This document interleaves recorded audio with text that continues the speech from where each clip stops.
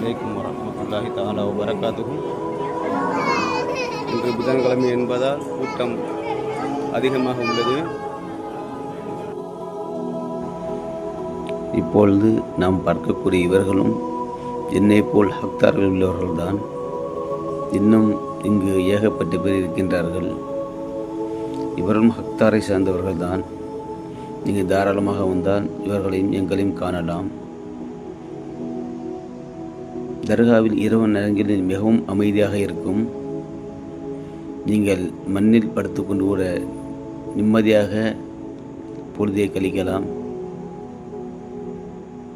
ஏனென்றால் இந்த மண்ணானது மதினத்து மண்ணாக இருக்கின்றது. அதன் ஒரு காரணத்தினால் இது ஒரு புனித மண் என்பதால் இந்த மண்ணுக்கு ஒரு மகிமை